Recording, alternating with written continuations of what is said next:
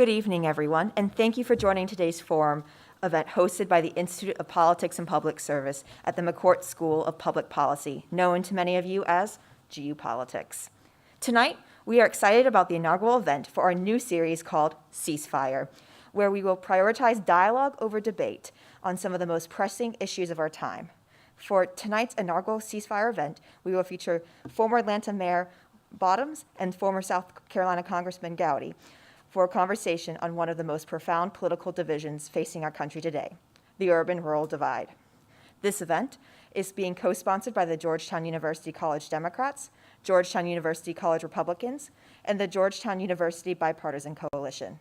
Please join the conversation on social media by tagging GU Politics using @GUPolitics and the official event hashtag #Ceasefire.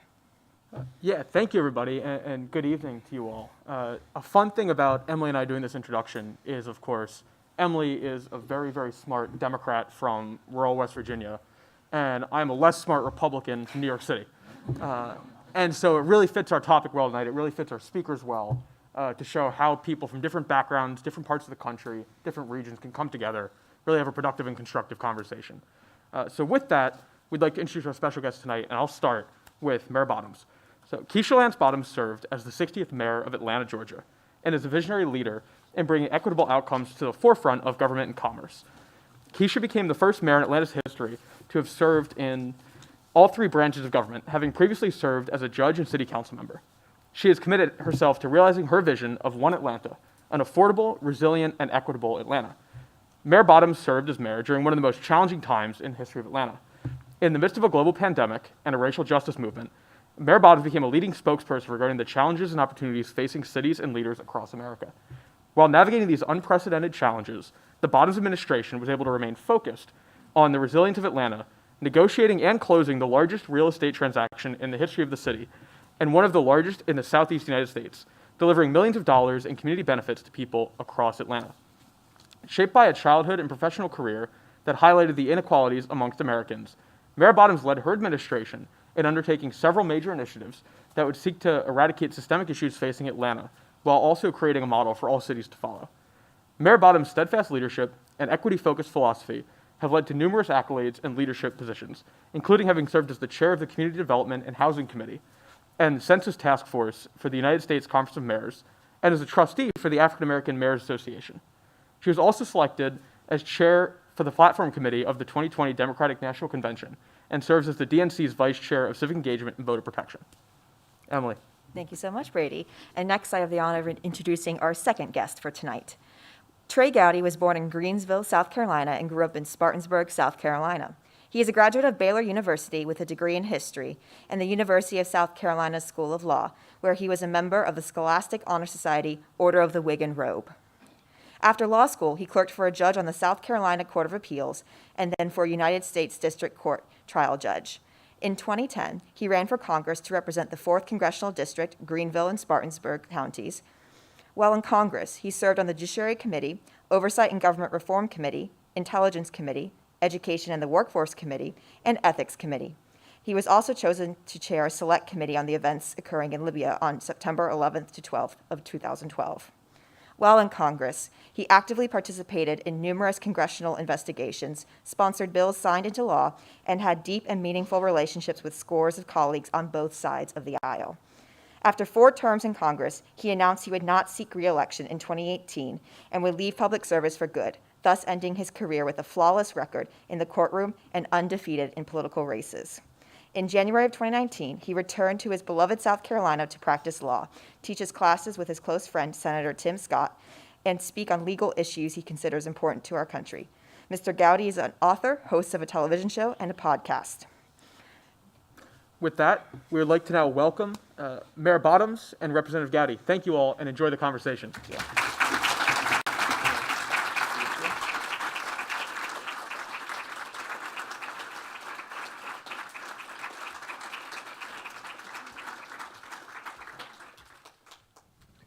Good evening, everyone. Hoya Saxa. Congrats on making it to the end of the semester, y'all. Almost there. And thanks for joining us tonight. for our inaugural kickoff event for the new GU Politics series, Ceasefire. I'm going to take a second and just explain what this is all about, because it's a little bit different than I think what a lot of us are used to seeing if you watch cable news. There used to be a show on cable news called Crossfire. Y'all remember that? Which was all about bringing people together from different perspectives and picking a fight between the two of them. The idea of ceasefire is to do the exact opposite. Our goal here, beginning tonight, is to identify some big issues that are dividing our politics, bring two people together from very different perspectives, ask them to lay down their swords, and to have a conversation to help us understand those different perspectives. As we say, this isn't a debate, it's a dialogue. And as we were putting together the concept for the series, we thought of starting with this particular topic, the urban-rural divide, because this is, I think, one of the most defining divides in our politics today. If you look at the last couple of election cycles, one of the biggest predictors of how you voted was your geography, more so than your ideology. The closer you lived to the downtown of a major city, the more likely you voted for the Democratic nominee for president. The further away you lived from the downtown of a major metropolitan area, the more likely it was you voted for the Republican nominee. And when you think about it, if you watch cable news and if you talk to your friends wherever you live, whether it's in an urban or a rural community, you realize that there are a lot of preconceived notions about the people who live in the other. Some of those might be rooted in some truth. Some of them might be total misconceptions. And so that's what we're going to start talking about tonight. It's sort of exploring the rural-urban divide, what voters are looking for, what the people who live in those communities are looking for. Maybe by the end of this conversation, we'll find some commonality, if not in terms of policy prescriptions, at least in terms of motivations. But even if we don't find commonality, that's okay, maybe just with a little bit better understanding of where the other is coming from, we can instill a little bit more respect in the dialogue. That's the goal. Let's find out if it works. I'm incredibly pleased for this kickoff event, for this conversation, to bring two people who are just amazing public servants in their own rights. Mayor Keisha Lance Bottoms and Congressman Trey Gowdy, two people who sort of really exemplifies what it means to represent their constituents, coming from very different areas, from very different communities, and who both, when I called each of them to pitch this idea, didn't take very much convincing at all. And to that, I just want to say thank you. So, with that, I've got a couple of questions. If I do my job right, I'm not going to speak much more beyond what I just did. I'm going to let you guys do most of the talking. I've got a few questions, but I want to start with a really basic one to each of you. Mayor, what is it that rural voters don't understand about people who live in cities? And Congressman, what is it that people in cities don't understand about rural communities? And let me start with you, Mayor. So first of all, thank you for having me. It's great to be here. I think the biggest misunderstanding is that we are not the enemy. We are not, we're not full of criminals and drug addicts and people who wish to wreak havoc on society. And I base this upon the way that the city of Atlanta is often vilified in the state of Georgia. We are a blue city in a red state. And it's often said there's Atlanta and then there's the rest of Georgia because it's that big of a divide. But the reality is that we care about all the same things. We want safe communities. We want access to health care. We want to be able to send our kids to great schools. And I think we have much more in common than not. But I think that's the biggest misconception, that cities are the enemy and that we are takers and not givers. Well, I want to start by saying thank you for letting me do it, and thank you to the students for being here, and thank you, Madam Mayor, for being willing to be seen in public with me. You know, when you called me, I thought that you had a sense of humor, because if you added all of the major cities in South Carolina together, I don't think we equal Atlanta. So for me to kind of understand the divide, you know, what's urban in South Carolina, I had 2 of the 5 largest cities in the state in my congressional district, but they're nothing compared really to Charlotte, much less to Atlanta. So I did some thinking. And what I've been able to come up with, Mo, and I'm sure I'm wrong, it's just a question of how wrong I am and who is willing to correct me. I do think there's this natural human nature bent to an us versus them.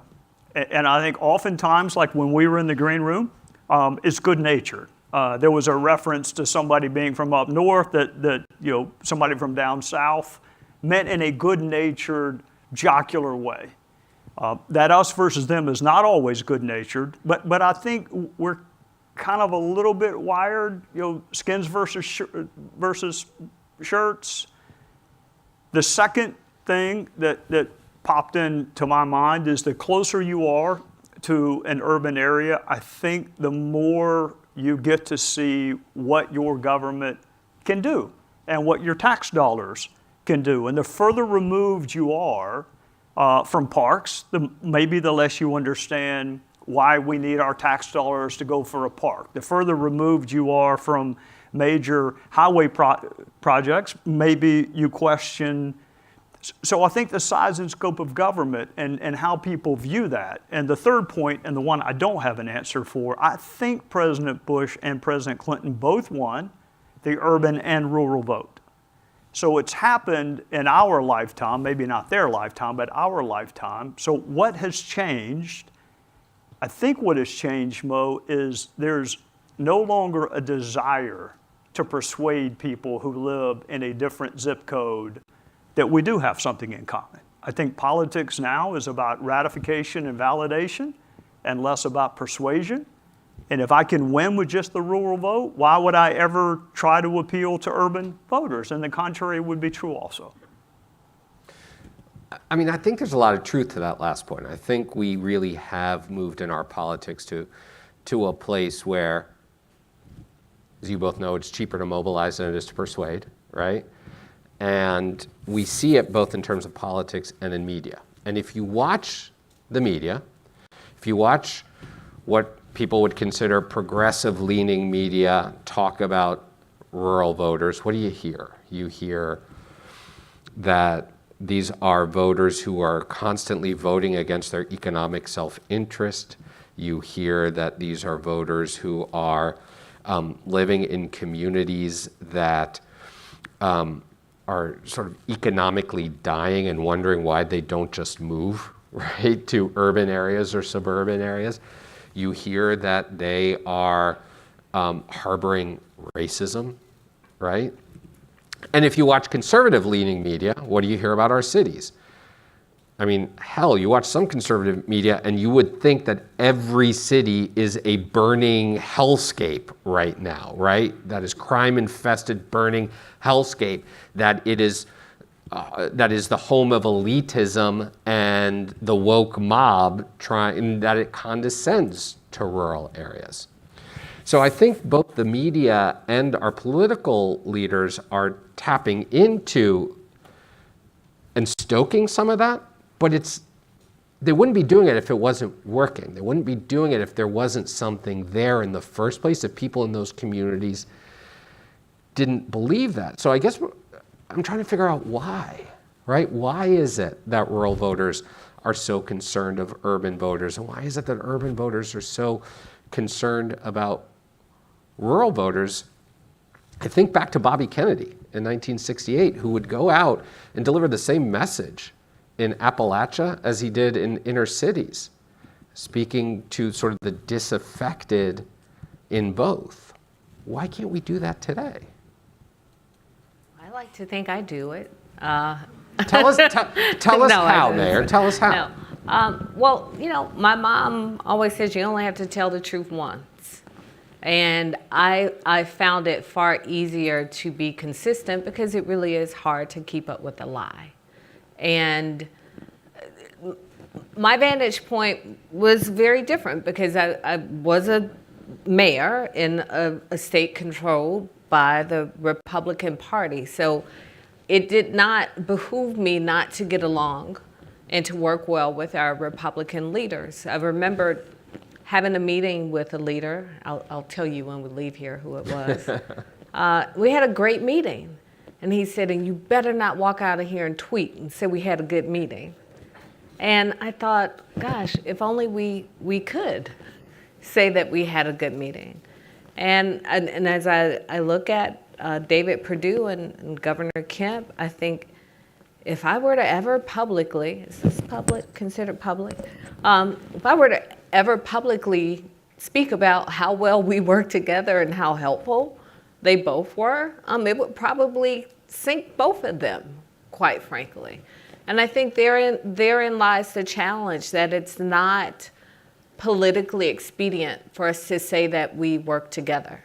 And the reality is, especially with African American seniors, they are often as conservative as it gets on policies, and probably more aligned with rural voters on a lot of policies.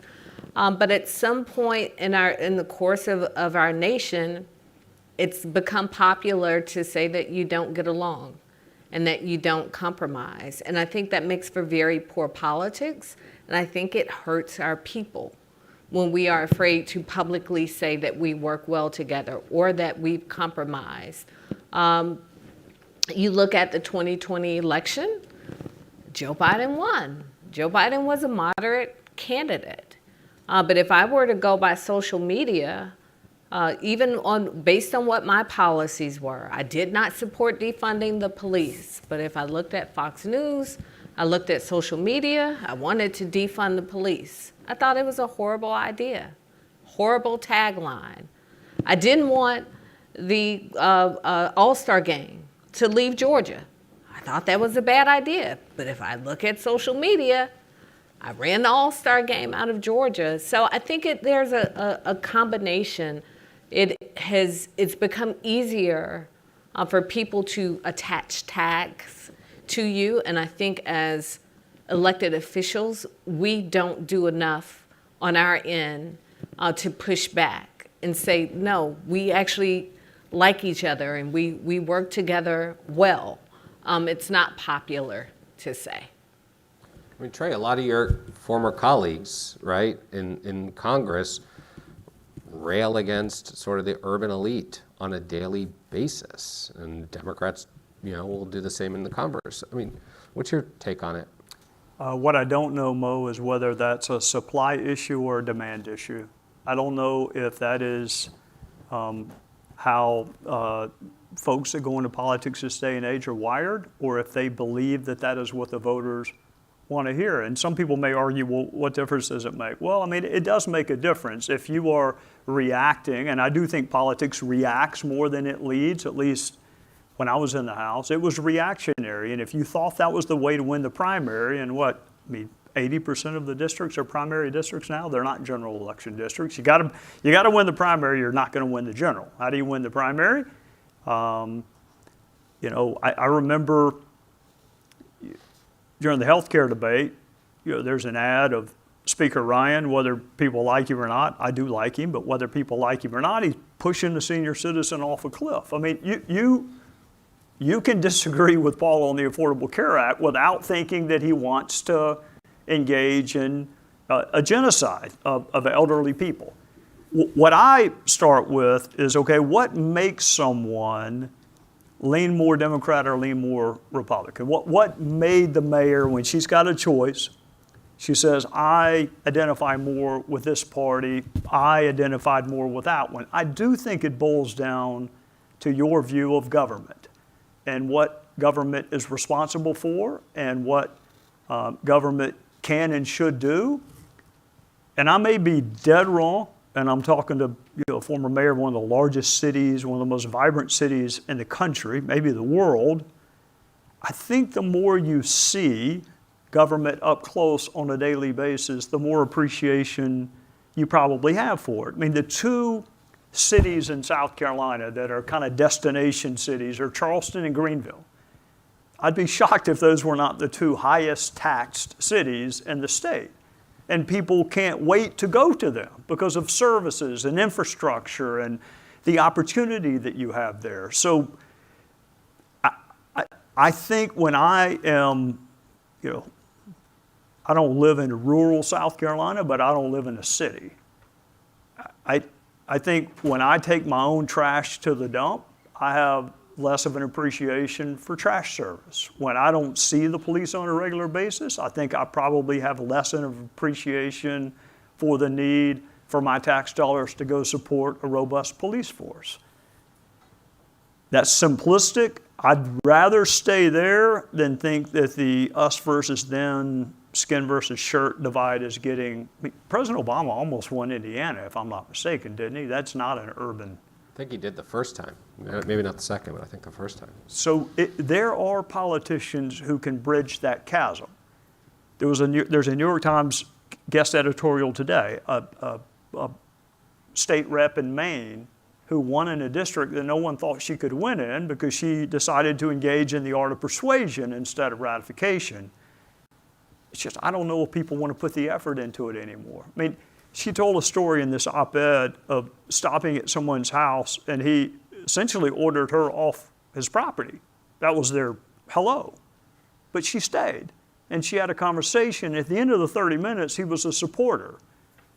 I don't know many folks in elected office that are willing to spend 30 minutes per voter when you can just kind of micro-target using social media. And the reality is it's exhausting now to be in politics, quite frankly, not to discourage anyone. But nobody is ever satisfied. The left is mad, the right is mad, and those in the middle are quiet. So you are constantly feeling like you're not doing enough, that everybody's angry with you all of the time. Because that is, and I do pretty good about not staying on social media. I used to like to look at social media to see where the pothole was and what was happening in the city. But it would get so toxic coming from the right and from the left. And I remember when I announced that I was not running again, I had someone call me in and say, did we fail you? He said, did we not do enough for you?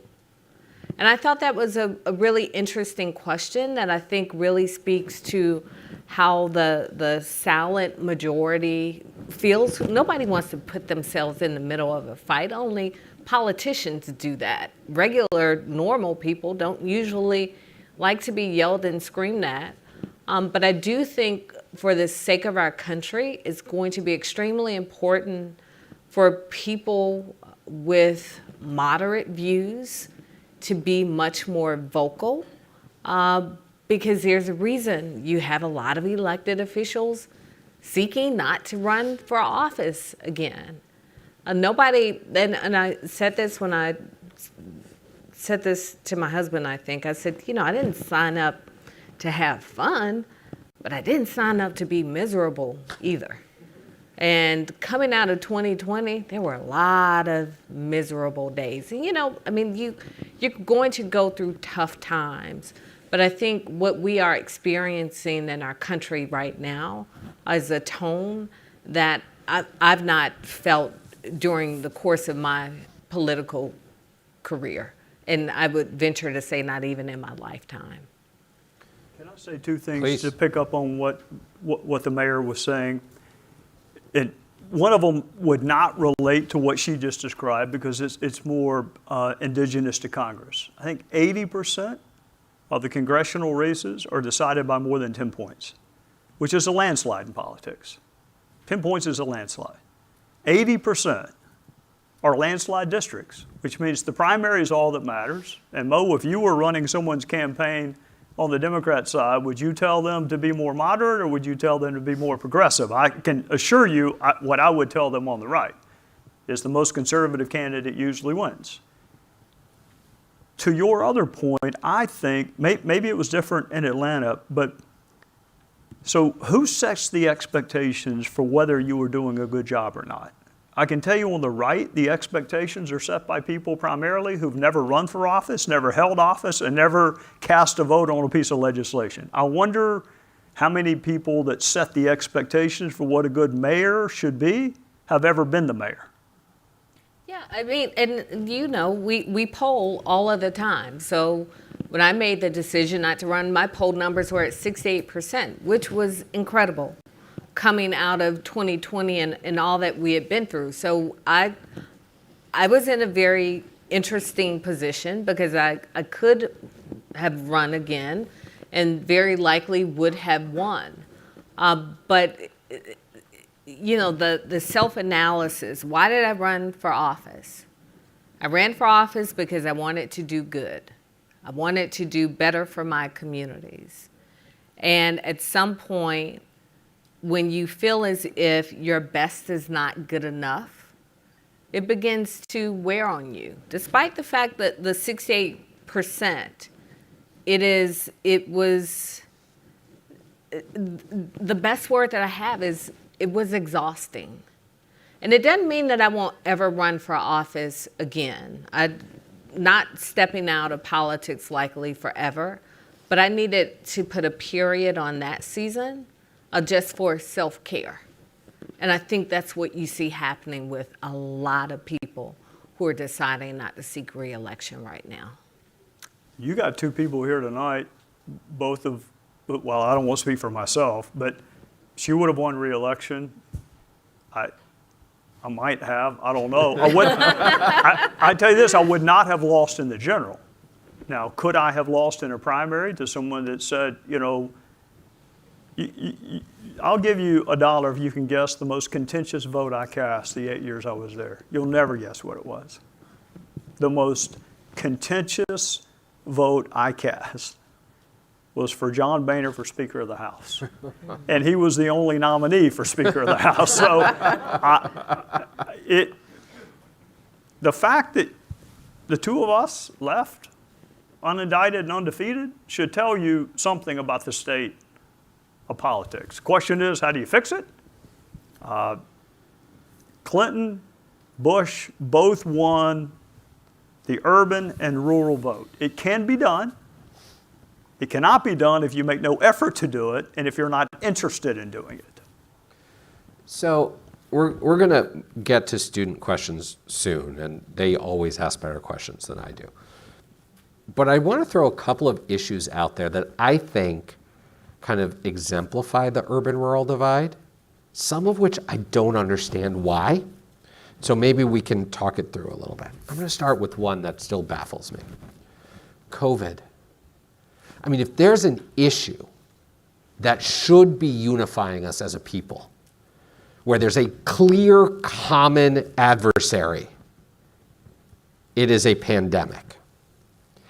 And yet you look at the divide between left versus right, but really pronounced in urban versus rural in how we mitigate and how we have been mitigating the pandemic. And I try to wonder why. And sometimes I think, like, is this really come down to just the basic argument of individual freedom versus collective responsibility? Or is it something else? And I don't know the answer to that. So I'd love to hear from each of your perspectives, right? Why we are so divided, why urban versus rural is so divided, and how we tackle this pandemic. Look, I am not an epidemiologist, but that does not keep most people on television from Right, yeah, talking no, about we all issues. pretend to be, yeah. So I'm going to do it anyway. I would imagine the more you live around other people, the more interested you are in masks. I can tell you that I'm much more of a fan of masks when I'm on an airplane than I would be if I was in the backyard chipping golf balls. So the more you're around people, I think, I'm guessing the urban voter is more interested in restrictions than the rural voter. I have no explanation for vaccine numbers other than a distrust of government, in which case I would say see answer A. The closer you are to government, probably the less distrustful you are of it. My father's a medical doctor. I got both vaccines. The booster, I'd get one today if you offered it to me, and it gave me another week. But I'm in the minority among people that live in rural areas when it comes to the vaccine. Now, a bit of honesty, I was surprised to see you with a mask on because of assumptions and stereotypes. I was very surprised, pleasantly surprised, but I was surprised. So even in coming here to have this discussion, I still made assumptions, which goes back to what you said about these inherent ideas that we have about who people are and what they think and what they feel. But I can tell you there were many alarming conversations I had in my city, in African American community. There were sometimes I would stand in my kitchen and I would look at my son. I'm like, what, you listen to QAnon? Like, what are you talking about? Because his ideas about COVID and the things, now my younger kids say that he just says things just to bother me. That he really doesn't believe half of what he says, but he only does it for me. But Easter, I had a cousin come over who's not vaccinated, so I demanded that he take a test, and my very smart cousin explained to me why he can't get COVID, based on nothing other than the fact that he believes he can't get COVID. Other than that, he's brilliant. So that divide is there were a lot of people, rural, urban, all races, who had some really crazy ideas, in my opinion, not based on science as it relates to COVID. And ironically, at the beginning of the pandemic, the governor asked me to lead his task force on homelessness. We were working together quite well, right up until we weren't. And at some point, I began to go, who is this guy? He was getting one set of information, I was getting another set of information, and that's when you saw our very public split on the pandemic. But in my mind, it's like, it's science. Let's look at the science. I also, at some point, quite frankly, began to think maybe it's because maybe I am so very sensitive to this because I could see the numbers in the African American community. Now, there are other reasons that, when you look at minority populations, often congregate living conditions, underlying health conditions, and all these things that made COVID-19 more deadly in minority populations, but I began to wonder if this virus were killing people at the rates that we're seeing in cities, in rural communities, would the response have been the same? I don't know the answer to that. I don't either, and I am tempted by the individual liberty versus collective responsibility argument. I'm tempted by it. And I'd be shocked if the majority of the women and men who sign up to serve our country in uniform did not come from rural areas. In fact, I think they do. So immediately I have impeached my own idea that there's this lack of interest in a collective responsibility. I mean, I used to talk about it, Mo, but I think it fell on deaf ears, or maybe nobody was watching. Even if I'm not doing it for my own well-being, I'd wonder what the church attendance rate of rural people would be. My guess is it'd be pretty high. So why is it not enough to do it to help someone else, even if you don't think it's going to help you? I mean, that's all the major religions teach that. I don't have an answer other than, you mentioned follow the science. I admit I was vexed. You correct me on my geography. I think there are parts of the District of Columbia that actually abut Maryland and Virginia. And there may even come a point where they all kind of sort of come close to one another, maybe. So why, if you're following the science, would you have three different policies? I do think that science in some ways, science in quotes, in some ways, is the ultimate casualty of the pandemic. It used to be unifying. I mean, there's not a person in this room that hadn't been inoculated against something. I mean, I got an arm full of shots when I was a kid. I never said a word about it. I get flu vaccine every year. I don't know why this vaccine became a political issue other than we're in an environment where we are dying for us versus them ideas, arguments.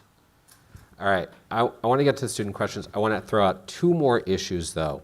While I'm doing that, feel free to start lining up at the microphones. There's one in each aisle, and we'll get to you in a second. But I want to throw out two more issues where I feel, I mean, there's so many I could go to, but two more issues where I feel like the urban-rural divide is really pronounced. The economy, right? I mean, you listen to sort of the conventional wisdom, the narrative is that urban areas are the economic hubs of the country. They are generating the GDP. They are generating all the economic growth. They are getting all access to capital.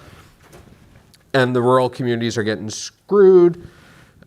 I remember taking Mark Warner when he was running for governor of Virginia back in 2001 to a peanut factory down in southeast Virginia. And the guy down there saying, you know what our number one export is down in this part of the state? Our young people. That they can't get jobs here, they're all leaving for the cities, right? So this is 20 years ago. But at the same time, poverty isn't just a rural issue, right? There are a lot of people in urban areas that are struggling with access to opportunity, to economic opportunity. So why this pronounced divide between urban and rural? Where is there some commonality there? I think there's certainly an interconnectivity. I think there are rural voters that drive to the cities for jobs because manufacturing jobs have left certain, we've moved to a service-based economy.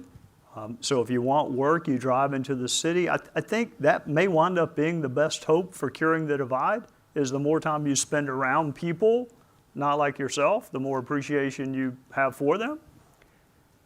The interstates in my state, if the interstate passed you by, when they were building the interstate, those communities are dead.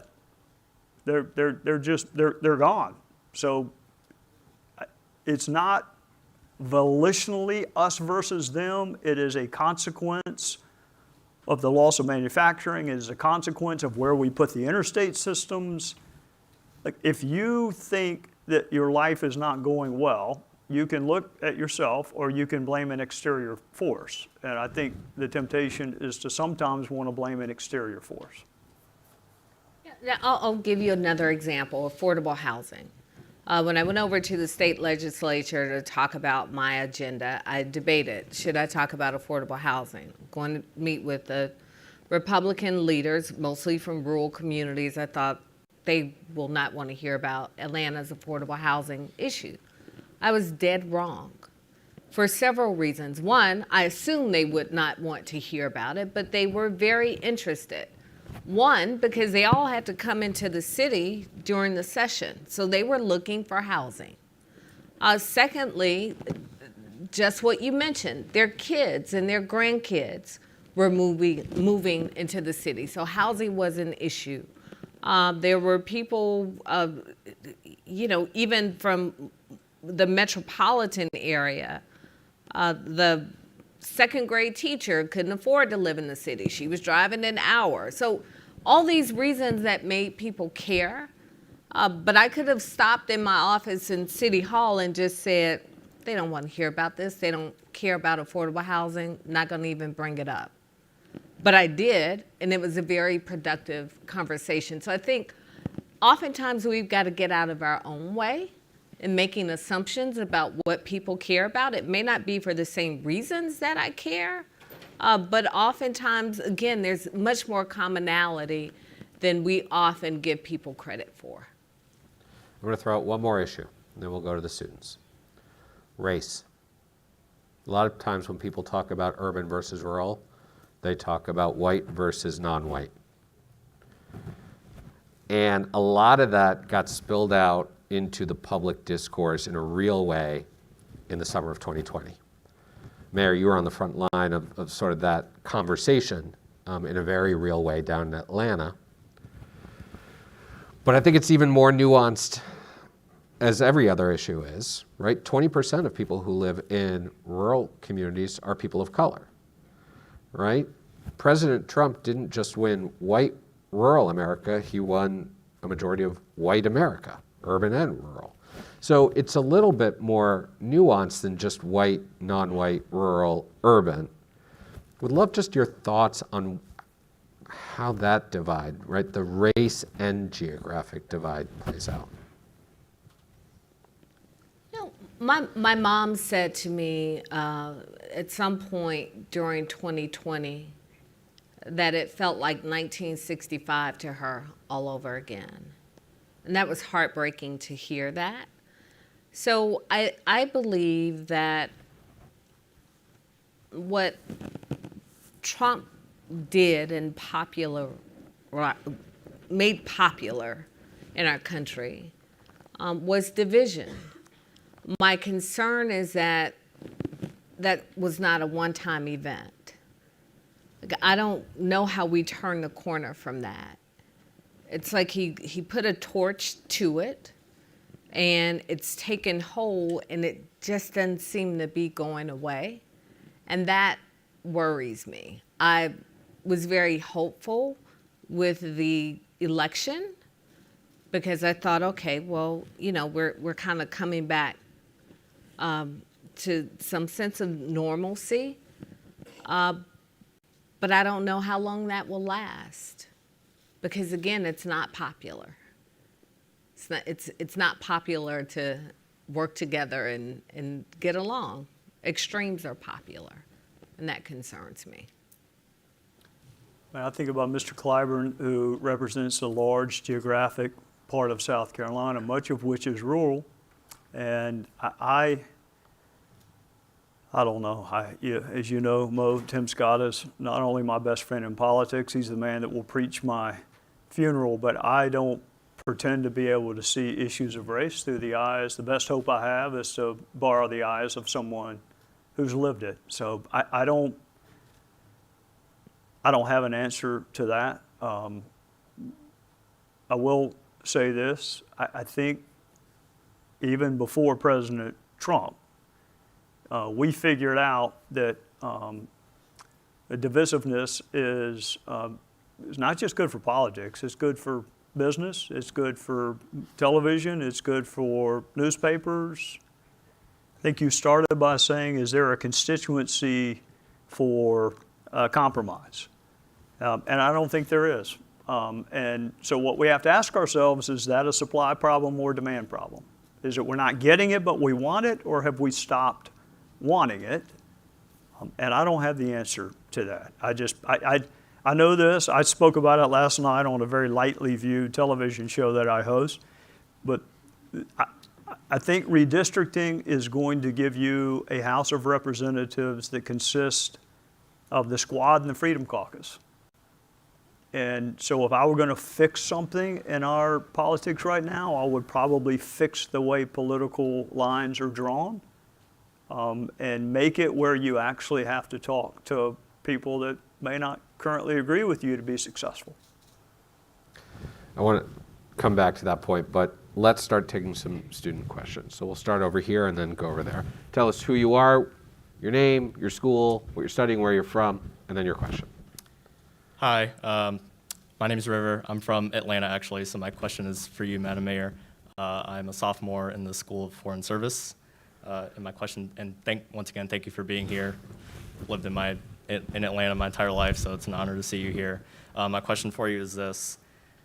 2 years ago, many of us in Atlanta were maybe expecting you to either still be mayor or to be in Joe Biden's cabinet or maybe even vice president.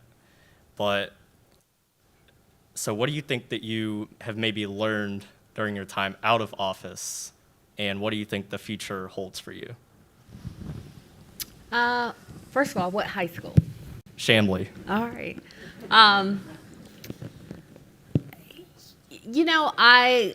I learned more than I ever expected to learn because there was no playbook coming out of 2020.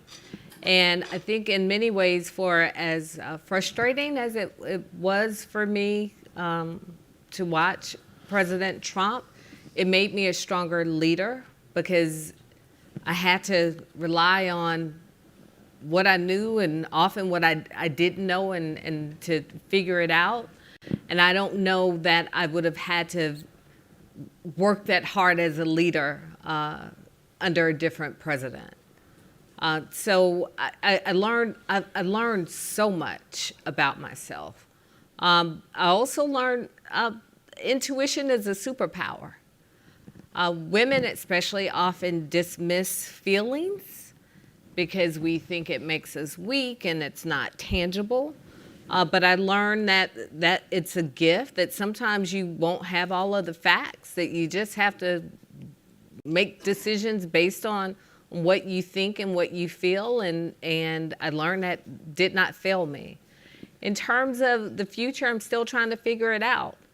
I haven't had a break yet from being mayor. I'm still going full speed. So I think once I settle down, I'm a woman of faith. I think if God were to give me a message, I'd be too busy to listen to it right now. So I think when I take the time to slow down, I'll have some clarity on what my next will be. You mean you didn't come here to make an announcement tonight? I did not. Yeah, we're going to run on a ticket together. Look at that. You heard it here first. You heard it here first. And then somebody will make this into a commercial and he'll never win again. I can promise you I'll never win again because I'll never run again. All right. Thanks for the question. Thank you both for being here today, and I'm incredibly excited, just for the future of this program because Ceasefire brings a lot of interesting voices and perspectives together. My name's Joe Massawa. I'm a freshman in the School of Foreign Service. Originally hailing from Philadelphia, which is an urban area, but my family's from Maine, rural area. So I really appreciate you mentioning Chloe Maxman, who is a bright hope for the future of Maine. And my question is, we face a lot of different issues. So you have the issues of broadband in Maine, or you have the issues of homelessness and food insecurity in Philadelphia. But you also have shared issues. You have shared issues of health care, of misinformation. So what advice do you guys have for young leaders such as myself who are seeking to navigate the current political space, and how can we bridge divides and hope to sort of take different issues, meld them together, and create a policy plan that will work for all Americans from wherever you are, wherever geographically you're living? When I hear policy, I think you, because I was a lawyer. I'm not good on policy, so I'm gonna let you take the policy. I can take the politics, but I'll let you take the policy. No, I would just say be a truth teller, and you all, you know what your issues are. I find out more in my kitchen about what people care about between my kitchen and my mother's kitchen than I do from any poll in any round table in the mayor's office. And I would say, because you're such savvy students, you're savvy young people, take what you know to be the challenges and then work to find solutions. Because the reality is that as elected officials, we can get lazy sometimes.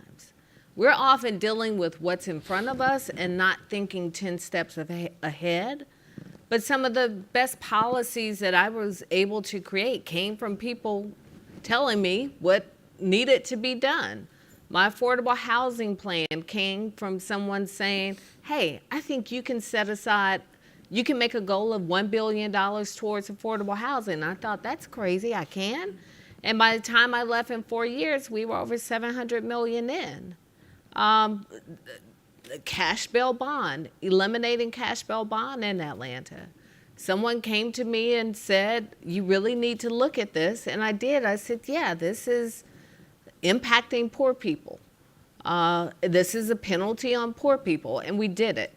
So you know what the issues are. You know what people care about. And you also know how to disseminate the truth in ways that I never could. I don't know how to get on Snapchat. I don't know how to do TikTok. But you do. This is a tough political environment, if that's what you're thinking about going into. It may be different, but by the time you run. What I would tell you is to embrace the reality that there's a difference between losing and failing. And if you run as what you are, you just mentioned Easter. I think I'm right on this. I think he lost a voice vote to a guy named Barabbas. So anybody can lose. The question is, are you willing to lose as what you are? The statistic, I'm not big on polls, but this one caught my attention. 2/3 of all Democrats don't have a single Republican friend. And 2/3 of all Republicans don't have a single Democrat friend. If I'm trying to understand why someone voted for President Obama twice, I don't know who I would ask except someone who did. If I'm trying to understand why someone voted for President Trump twice, I don't know who I would ask except someone who did. So policy, it's also smart politics. It is hard to hate someone that you know. It's hard. So I would bring in my worst critics, and I would engage them. They may not support you. They may not vote for you, but they may be closer to neutral, and that's a victory too. So when I say it's a tough political environment, the experts will tell you the way to win is go identify your voters and to get them out and suppress the votes on the other side. The question is, do you want to win or do you want to make a difference? If you want to make a difference, then reject that mindset and engage in the art of persuasion. Try to persuade people that your way is better, and just understand there's a difference between losing and failing. Every hero I have is lost. There's no shame in losing. Thank you. Thanks for the question. Thank you so much for speaking with us today. When you said that thing about friends across political lines, I saw like 4 people do fist bumps, so I think that's a good start. But I'm just curious, what do you think news organizations and journalists can do to limit detrimental impacts on the urban-rural divide, and how do you think that journalists and news consumers can play a role in that? You both now work for cable networks. I think we have to sort out whether it's a supply issue or a demand issue. I tend to think that the media, not unlike Congress, reacts. They think, keep in mind, you can have a fabulously successful show on any cable news network with a couple of million voters. You're not going to win any election. You're not going to win any national elections, but you'll have what they call a successful news show. Look, I'm trained as a lawyer. I did that a whole lot more than I did anything else. I would cross-examine everything I hear, no matter what show it is, including my own. You should ask, how do you know that? And what are the limits of your knowledge? You should ask that anytime anyone says something on television or anywhere else. Cross-examination is the most powerful tool we have to elucidate the truth and understand that just because something is said does not, what did my dad tell me? Don't believe anything you hear and only half of what you see. Don't assume because it's said in a serious voice with a lot of gravity that it's true. Cross-examine everything. And again, I think we see things through our own lens. So I would say CNN is pretty neutral. a lot of people wouldn't say that CNN is a neutral network, but it is to me. And again, because that's the lens that I'm looking through. And I think, again, we have to demand more. So we speak with our dollars. We support networks or don't support networks. And it impacts the bottom line. And I think that when we demand more, we get more in return. It's tough because there's so Can I few throw one neutral more thing networks. So sorry. Oh, yeah. I would give some thought to supporting individuals as opposed to networks or newspapers. If you find a columnist that you think is fair, no matter where she writes. Good point. You mentioned CNN. I don't want to get him in trouble, but Bakari Sellers has been a friend of mine for probably 15 years now. He's a very, I think, by anyone's standard, progressive commentator on CNN. See, I don't think Bakari's progressive at all.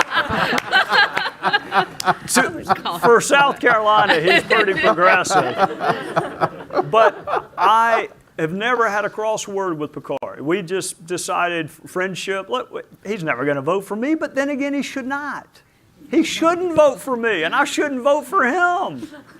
But you can get along with someone and you can support them. Something happened to him recently, and I texted him and said, I'm thinking about you. And he's made the mistake of supporting me publicly, which was a dumb thing for him to do, but he did it anyway. Pick people that you think are worthy of your trust as opposed to institutions.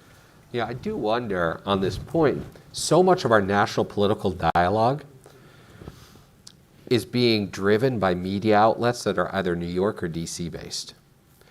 And you're seeing local press, even in metropolitan areas, local press, and especially in rural areas, local press around the country really taking in the shorts, right? I mean, it is a slow, painful death that you're seeing out there.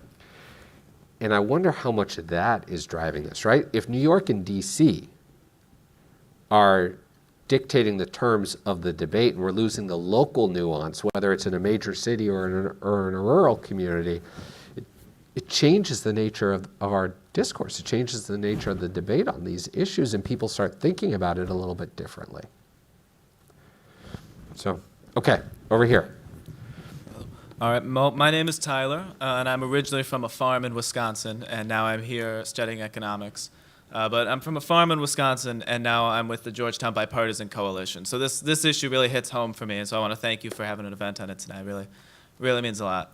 My question for you, when we think about bitter polarization like this and geographic divides, people tend to blame the internet. I've lost track of how many times tonight you guys have mentioned social media in a negative tone. But it's difficult to go out into your local community and have a conversation with people who disagree with you when our local communities are now sorted into red America and blue America.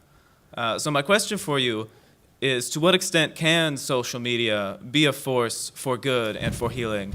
And what needs to change in order for that to happen, both policy-wise and culturally? Yeah, again, there's an opportunity to spread truth via social media. But social media also has its limits. I talk about my best polling sources. If I was on CNN today, I promise you my son didn't see me. He doesn't even watch TV. He gets everything on his phone. My mother saw me.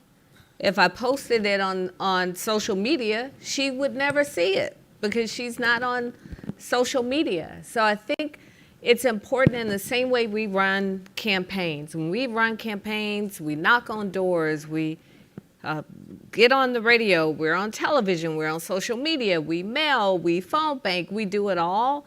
I think if we did a better job doing that, not just in campaign season, then I think we would be better off as a country. I think that we could communicate better with our constituents. They would understand that we're not all bad. Washington's not awful. All elected officials aren't crooks. But when we only spread information when it's campaign season, I don't think helps us very much. I would, as someone who's not on social media at all, this will be a very short answer. I think that technology is benign. It's how you use it. I think social media is great for raising issues. I have not seen that it's great for resolving them.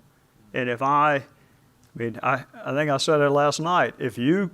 How many do we get? 280 characters on Twitter? You can share your thoughts with the world as long as you can reduce them to 2 sentences or 3 sentences. I just think issues oftentimes are more complicated than that. And so, having said that, both my kids are on it. I haven't seen their eyes in probably 5 years, either one of them. I don't even know what color eyes my daughter has because they're always looking down. But I'm a dinosaur. It's great for raising issues. I would, from a mental health standpoint, I would be very careful letting what someone who does not know you well thinks or says about you have any impact on your life at all. And I would say that to all young people. Not just young people. I saw my colleagues flipping through Facebook and they read 9 positive comments and then they focus on the negative one, but none of the 10 know them. So why do they care? The chances of you being the smartest person in the world or the dumbest person in the world are not great, unless you know everyone in the world. I don't know how you would know that. So, this is heretical for me to say, particularly to a group this age. Social media, I would use it to raise issues. I don't know that it's that helpful in terms of resolving them. All right, we're running short on time, so apologies. We're going to do one more from each mic. And then for those of you that were behind that, I apologize. We'll go here, and then wrap up. Hi, my name is Tom. I'm from the general public, I guess. I found it on Eventbrite, but my... Did you see my tweet? No. But my question is, there's a lot of talk about compromise and coming to the center. If that's not popular, if both sides are on the extremes, why not have some sort of national divorce, or at least a system where one side's not dictating terms to the other? Because if we're going to have a divorce, it seems like an abusive relationship right now, especially for conservatives who might have a referendum on illegal immigration or homosexual marriage, only for some federal judge or justice far away to overrule the will of the people. I don't know that we're headed for divorce. I still naively think that if you put 2 people beside each other, as we have done tonight, and we were to go through life, we would have exponentially more in common than we do not. I can tell you we have one big thing in common. You mentioned faith. You can build a relationship on nothing but that. You can build a relationship on nothing but the fact that we're both parents. I just think we're in an environment where we kind of run to what we disagree on.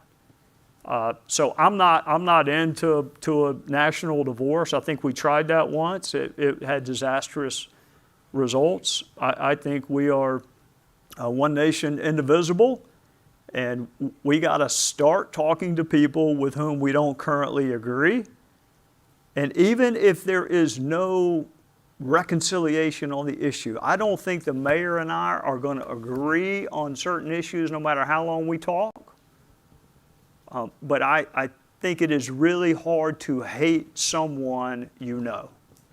So I'm not into a national divorce, but maybe that's just the old-fashioned Southern Baptist in me. Yeah, I do think it's about grace. I think we also have to give room for people to grow. And I don't think we're often willing to do that.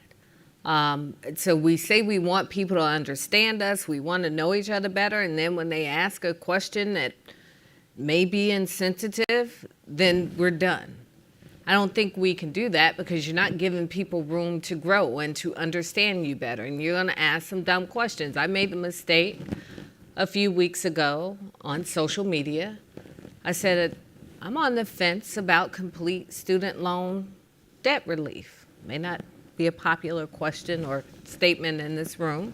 But I said I'm on the fence. Like I want to know more. And people went nuts. And someone said, "Didn't you know you can't have logical discussions on Twitter?" And a woman said, "I would love to send you more information." And she did, and I was very grateful for that. But I ended this evening. It was the night of the Oscars, so Will Smith slapped Chris Rock, and then I forgot all about it. But I ended the Twitter discussion by saying this is the first and last time I will engage in a Twitter discussion because it was completely pointless. But thankfully, someone said, "I want to send you more information," and she sent it to me in my DM, and which was great. So my point is, you got to give people an opportunity to say, "Oh, I don't know how I feel about that. I want to learn a little more." And then you got to let them learn a little more and ask questions without trying to chop their heads off, too. Not just on Twitter, but in general. All right, let's go here, and then I've got a wrap-up question. Hi, my name is Sanjana. I'm a freshman in the School of Foreign Service. I was raised in the Bay Area, so not very rural. And I think coming to Georgetown and joining the Bipartisan Coalition was the first time I was friends with someone who was pro-life. First time I was friends with someone who was like conservative. First time I made a friend from a rural area. But I understand that me being able to do that and have my perspective shaped is a privilege that I get by coming to a school like Georgetown. And so I guess my question for you is, what do I get to go home and tell my family or my friends back home who on a day-to-day basis don't see or meet rural people? What do I tell them to do to kind of bridge that divide on their own personal intellectual level? I like to start. Is there any chance you're going to wind up being a lawyer in life? Possibly. All right, good. The best lawyers are the ones who are always one fact away from changing his or her mind. And there are very few people in the world, I think. I was at an event in Dallas, and I said, I am one fact away from changing my mind on any issue. And that was not a popular thing to say. They view that as a lack of conviction, a lack of you really believing something. Lawyers should always be one fact. It needs to be a good fact. So I would ask people in my family or in my sphere, if you want to be the most knowledgeable person you can be, use the example I gave. If you don't know anybody that voted for President Obama, who else would you ask other than someone who did? I don't know that people who voted for Mitt Romney, John McCain and Mitt Romney, I don't know that they could tell you how President Obama was elected twice, overwhelmingly.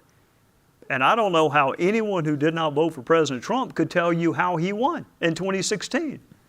So it's not even really, it's about improving yourself, making yourself a better advocate. If you don't know the facts on the other side of the issue, I don't think you're going to be as good a lawyer or as good an advocate as you can be. So how else would you find it out if you don't talk to somebody who disagrees with you?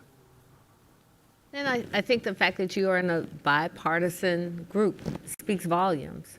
You go home and say, hey, I met some people who don't think like me and they're okay. And I think that makes a difference. Thanks for the question. All right, we're over time, and so thank you for indulging us. I want to ask one last question of each of you, though. Let's say you both are back in your old jobs. What's one issue that you think you could lead with to help bridge this divide between urban and rural? One issue that you as a mayor could take to some rural lawmakers and find some commonality. One issue that you as a congressman representing a significant urban community could take to someone who represented an urban community and find some commonality. Where can we start to bridge these divides? I think the issues I think we're already there. We just don't speak of it in those terms. So we all want health care, quality health care. We want quality education. We want safe communities. So I think we're there. on what we want, how we get there together, I think, is the bigger question. I think we agree on a lot. I don't think we message it as agreement. Mo, I would say having a justice system that is not only respected but worthy of our respect, proportional, just, fair, in the eyes of all parts of the American family. But part of that is I'm insulated from a little bit of criticism because none of my critics have put anybody in jail. I know what it's like. I know what our justice system could be like, what it should be like. There is, I think, granted this is not the best atmosphere to be talking about criminal justice reform, but that is because you start with this big precept. I mean, do you believe in proportionality? Do you believe in fairness? Do you believe in that lady blindfolded holding a set of scales? I don't think anyone, no matter where they live, is going to say, no, I don't believe in that. So you have agreement on a broad, you mentioned healthcare. I don't know anyone in the world who thinks that you should be denied healthcare based on your ability to pay. I would hope not. I would hope there's no constituency for letting people die. So if you can get consensus on that broad issue, and then you can begin to build consensus on how we get there, Mo, in this environment, we don't talk about we don't talk about a healthcare or a justice system. We want to go to those issues that we disagree on and are probably not going to solve, because that is better for politics, it's better for fundraising, and it's probably better for media. I just want to add two more things, just I think are noteworthy. You mentioned criminal justice reform. A lot of our criminal justice reform in Georgia came from Nathan Deal, Republican governor. Voting. We had motor voter registration in Georgia. You get a license, transfer your license, you can register to vote. 800,000 voters put on the voter roll. It came from Nathan Deal's policy. So there are these issues that are important to all of us, that there's commonality there. I think we just need to be bolder as leaders and less timid in what we know our communities need and what our people are asking for, and push for it. Can I ask the mayor one question? Please. There was a U.S. senator that told me one time, you should never tell the voters they're wrong. But if you're meeting with a group and you do think they're just mistaken, that they don't have all the facts. I mean, the reason I told that young man it's okay to lose is because if winning is all you want to do, maybe you don't have those frank conversations with someone and say, you know what, you don't have the right facts. Your facts are wrong. How did you tell people that you thought they were mistaken? Someone on my team recently said, someone asked what was the hardest thing about working for me, and he said working for a politician who doesn't care about politics. So that was easy for me, because I didn't do the politics well, because I would have those conversations and I would say, well, that doesn't make much sense. And it, didn't always work out well for what I wanted to get done.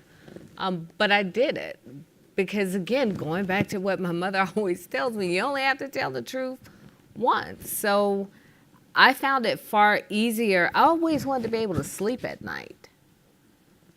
Good, bad, and indifferent. I wanted my soul to be well with decisions I made. And if that meant telling someone that they were wrong or not misleading someone, having them walk out of a room thinking I'm going to do one thing and then do another, that was important to me. How did you do it? I took Ambien. That's how I slept at night. I tried to do it with questions. When I left Congress, I could have written a book about Well, that's not true. I could not have written a book about anything in the world because I don't know that much. But I wrote a book about persuasion, how to use questions to change people's minds. Yeah, well, it's now available in paperback. So the big issue when I was there was impeaching President Obama. I mean, I had constituents that would line up to want to know why I wasn't doing more. And then it was Koskinen after that, was the IRS commissioner, and then it was someone else. So I tried to use questions, like I was, not cross-examination, but questions to try to get them to see the illogic of where they were headed. I was not good at saying, like Mick Mulvaney, who's a Georgetown graduate, and whatever other flaws he has, and he's got a bunch of them, but he's very, very blunt. I mean, he would say, well, that's just wrong. You're wrong. I don't know what it was. I'm just never good at just telling a group of people sitting around a conference room table, you're wrong. I would use questions to try to prove to them that maybe their facts weren't reliable. If I'd been as tough as you, or my mom did not tell me, she probably did tell me it was easier to keep up with the truth, but I wasn't paying attention. I was doing something else, so I don't remember that. There's so many issues that we didn't get to tonight that I was hoping we might. Everything from the environment, we touched on healthcare a little bit, so many others. So we're just going to have to bring you back to continue this conversation at some point.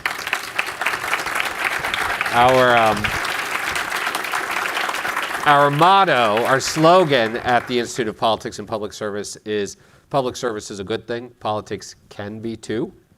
Past couple of years, that's been tested, I think, quite a bit. We're hoping more conversations like this might show us the way back. So, Mayor, Congressman, can't tell you how much it means to all of us here that you were helping us kick off this series and gave so much of your time and your wisdom to us. Thank you both for being real public servants. And to all of you, thank you for spending part of your evening with us. This is it. Finals coming up. Good luck to all of you on finals. And stay tuned. Keep following at GU Politics. We will be continuing the Ceasefire series in the fall. Thank you all very much.